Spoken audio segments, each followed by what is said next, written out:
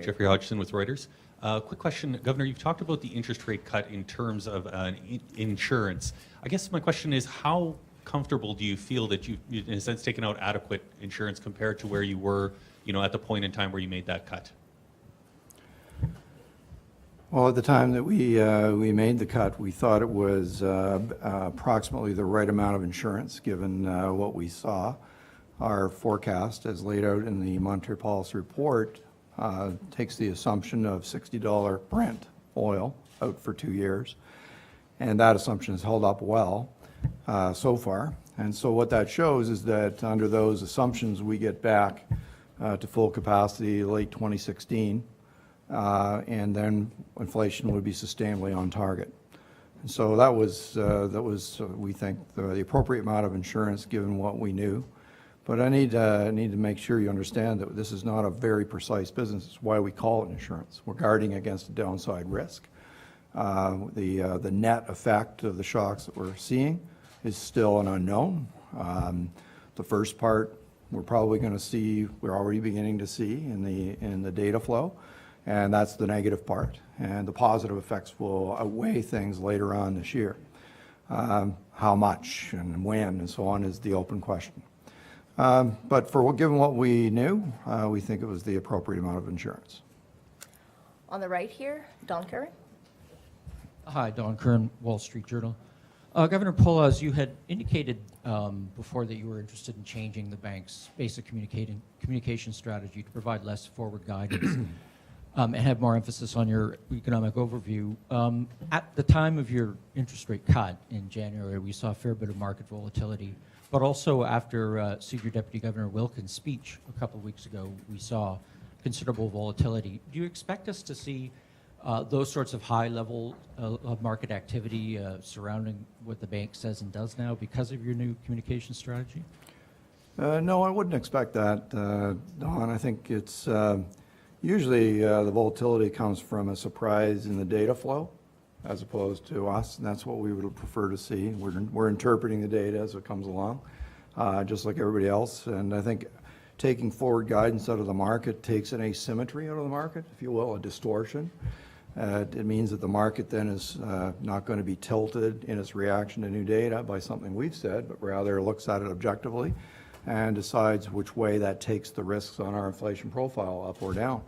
And so I think that when we give a speech and we are consciously, you mentioned our communication strategy, it is that in all of our speeches, we're not just providing a repetition, but trying to move the yardsticks in terms of the policy analysis as we go along.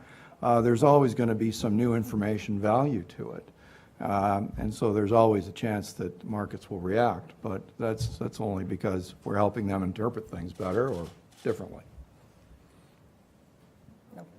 I'll just have a quick follow-up. Okay. Then.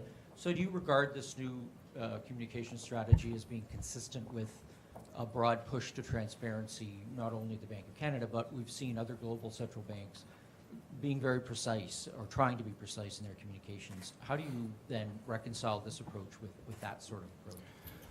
Well, I think that the desire for precision of the way you're describing it comes from having offered up forward guidance and having to be ultra careful about how you update it or how you shift it through time in an appropriate way.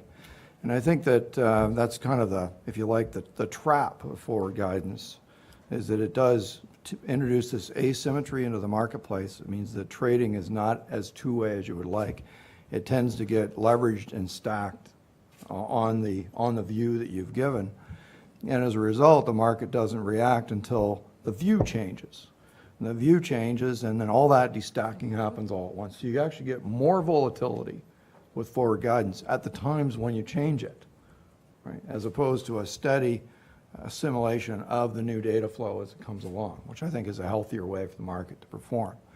And then when that happens, we then have a tool in our toolkit which we can pull out when we think we need it. If there are stress situations, or if we get back to the zero lower bound in different circumstances, then we know we have that tool available, and the markets won't have become so immune to it, if you like, that it doesn't really serve its purpose. So I think having that available is good to know. It worked well when it was used. And right now, healthy two-way trading is exactly what we need as we move towards that steady state we talked about, which is less than 2 years away. Rick Quinn? Good afternoon. Your speech today mentioned that the insurance you took out gives you some time to wait to assess the impacts of the economy. You know, the next rate decision doesn't have the full monetary policy report where you could normally filter through all that. So how does it affect your waiting time or your planning if you don't have the full forecast this time? Well, it's true that we only do a full monetary policy report 4 times a year, and we have 8 decisions per year. But we go through a full analysis of data flow every single week. It's just that we're not putting it all into documentation and words for public consumption. But the actual tools of the trade, the analysis that we do on an ongoing basis, that's an everyday thing, and on Fridays we get together to assimilate all of that and how our view may be shifting through time. So we're not without our tools when it comes to that. So you have the NPR scenario laid out, and what then happens is as new data come in, each data point is analyzed for its impact on what that view, how it was expressed. So it's either the risks have tilted up or the risks have tilted down, depending on what the new information contains. And generally speaking, I would think the market is just as well equipped as we are to be able to say, oh, new information that takes relative to what they said in NPR there tilts the risk down or tilts the risk up. And it's exactly that kind of assimilation that we'd like to see happen. So in that case, when we say something, you know, on our announcement date, no one's surprised by the data that we're referring to and how they may have affected our view one way or the other way. So it's not that we're without our tools just because it's an announcement date without an NPR. It means we have fewer communications tools because we're not going to have a press conference and that kind of thing, right? So it does change the situation a little, but in terms of what we have as inputs, it's not actually different. You mentioned the asymmetry around forward guidance. There are many investors and maybe members of the general public who look at your policies since taking office and see the decline in the Canadian dollar and your surprise rate cut. As having an asymmetry in your own policy towards favoring a lower dollar, what do you say to people that think perhaps the Bank of Canada has become one of the biggest currency warriors out there in the last few years? Well, I would, as you know, reject that analysis. But what has happened over the last 2 years is that the world economy, and therefore our export sector, have vastly underperformed our expectations of 2 years ago. And that revision in that process pushed out substantially the end date at which we believe we could get back to full capacity and stable inflation. So that process of updating as the reality of new information came in is what changed market expectations about what the Bank of Canada was going to do. That we were not telling them, we were not giving them forward guidance or anything. It was just the market interpreting it and seeing the data for what they were. And we've been increasingly, and I'd say fully transparent about how those new data points, how we evaluate them and where they fit into our story. So that helps the market see through the bumps and wiggles to the extent that we're able. So that process is just, I think, Greg, it's Mother Nature at work. And you add on top of that the global situation having slowed down just enough to mix with the growing excess supply in the oil market to give us that big drop in oil prices. Well, we know that the oil price and the Canadian dollar are very highly correlated.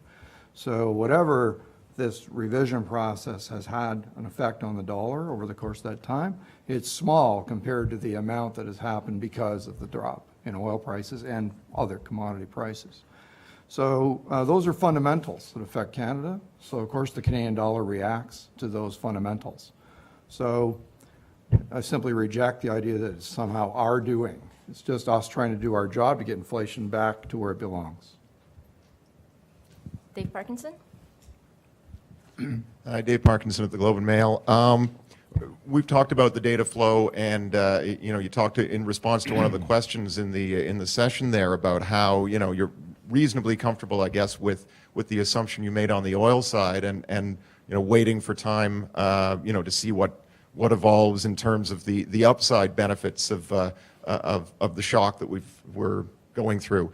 I guess, first of all, I want to make sure that I understand correctly your view on that $60 a barrel assumption that was in the last NPR and the last set of economic outlooks, if in fact you think things are unfolding in, broadly speaking, in that range. And then secondly, how you would characterize some of the data flow that we've seen on exports, on manufacturing, on wholesale trade, in terms of seeing some of that upside flowing in.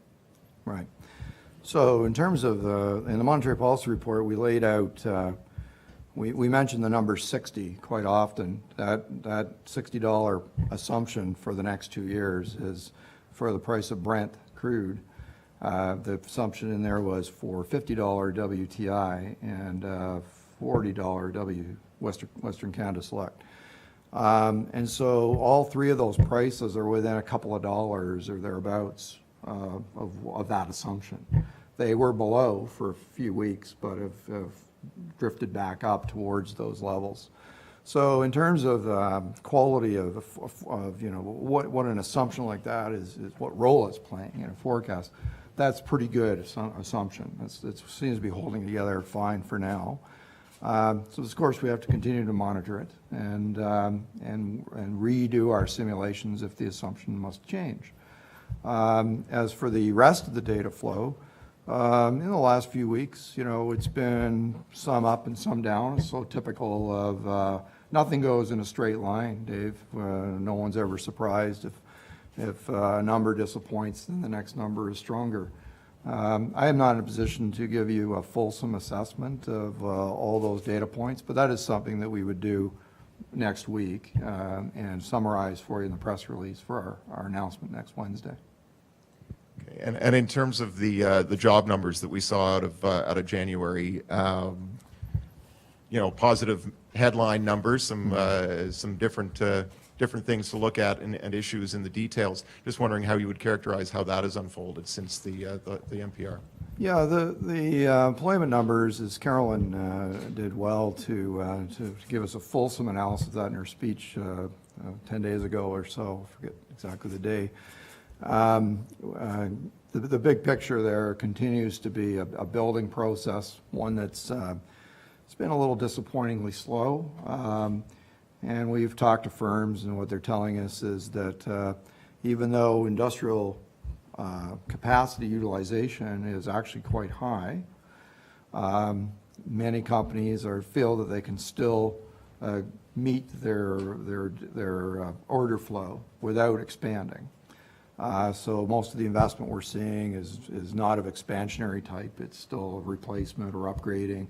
And then therefore what we're seeing is it's all showing up in the form of stronger productivity, which we all know is a good thing. But, that's got to be part of the mix. It means that we've got to wait till the next stage where expansions occur, new companies are being created, and that process appears to be just getting underway, linked to the U.S. expansion. So we remain optimistic that the underlying fundamentals are solid and improving.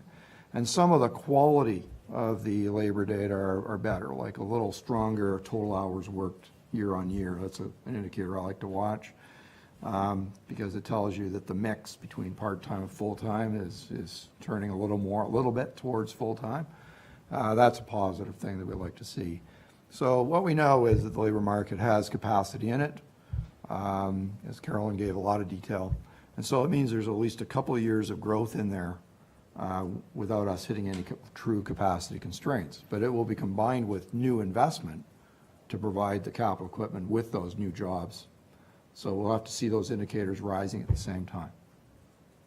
Mr. Danishevsky on the left. Yes, Governor Poloz, your remarks that interest rates associated with 2% inflation leave very little room to maneuver in response to large shocks. Are you laying down the case for a higher inflation rate target or lower, or just where do you think it needs to change? Well, at this time, I'm open. That's what we're basically have opened up our year-long updating research agenda. About a year from now, we'll be submitting our thinking on this. to the government and saying, this is what we would suggest as how we alter or repeat or whatever we do to the inflation targeting agreement with the government. And that then causes a level of engagement across government, and then we reach an agreement. So all I want people to appreciate is that, as has been true each time, we've reconsidered whether our target for inflation is the appropriate one. Are we measuring it the right way? Is it the right level? And are there other things that we should be building into that agreement? And so that's a pretty wide open research agenda, and I want to make sure that people understand that we certainly aren't taking off the table the possibility that we want to reconsider whether 2% is the right number. That needs to be looked at again, as it always is at the renewal time. So to put it as an example, if you had you have a range of 1 to 3%, the middle being our target, which is 2%, with a that may give rise to an equilibrium interest rate in the long run of 3 or 3.25%. We used to think around 4%, but the real equilibrium interest rate is drifting down as demographics push it down. So all that to say that the room to maneuver is, we found out, is not great when there's a big shock. Those shocks don't happen very often, thankfully, and they should happen less often given all of the work we're doing in restructuring the global financial system, new regulations and so on. So you reduce the risk of those things on one hand, but perhaps the risk of not being able to meet that challenge if it were to occur, because interest rates are starting at, say, 3% instead of 4 or 5, having less room on the downside to maneuver. Those risks have to be weighed against one another in that context. Does that help you? Okay. Yeah. And just the other thing is there was some comment to the fact that you were showing your Oshawa roots, as it were, Really? with a policy that of lower interest rates, a lower loonies. Certainly it's welcomed by manufacturers, certainly those in this area, but it may be to the detriment of other sectors of the economy. Are you showing? Which sectors would those be? Well, there was no reason really to lower those rates. There was some comment it was not appropriate at this I see. time. Yeah. So that would be, that comment would suggest that the full analysis of what the oil shock is doing to the Canadian economy is not fully appreciated. And it may not be the same, of course, in every sector, correct? But what is, for us, a macro phenomenon, which is that as oil prices are roughly half price, that constitutes approximately a 3% pay cut for Canada. If you had a 3% pay cut, it would lead to some form of adjustment on your part, whether in spending or saving or something. The entire economy will react to this, and it'll start in oil, resource-intensive areas, but spread across the country relatively quickly. So that's the negative. The positive is, now you have more money in your pocket because it costs less to fill your tank. Are you going to spend it or are you going to save it? We don't know yet. We have to monitor that. If you save it, it doesn't boost growth. If you spend it, it does boost growth. And secondly, the U.S. economy and other economies will be stronger, and with a lower Canadian dollar should give us a stronger export sales. Well, the export sector has not behaved according to our models very well the last 3-4 years. So again, a question mark. How will it react to this new setting? So that for us is not some sort of rifle shot. It's not like this is the economy is this wonderful symphony orchestra, and I'm the conductor and I hear the violins should be a little louder. That's too fine a point on it. It's more like a schoolyard full of grade 1 kids yelling and screaming and having fun, and Billy's quiet today, and the teacher wants to see how's Billy doing. So it's a very imprecise business. So that's why we call it insurance. It's not an exact fine point, but what it tells us is that's a cushion should the net negatives be as large as our models tell us on the economy, that will cushion the blow. If we get lucky, if the positives are a little stronger or sooner, well, that remains to be seen. We have to talk about it when it happens. The data flow will tell us. We may have time for one last question. Anybody? Well, that concludes our press conference. Thank you very much. Thanks for being here.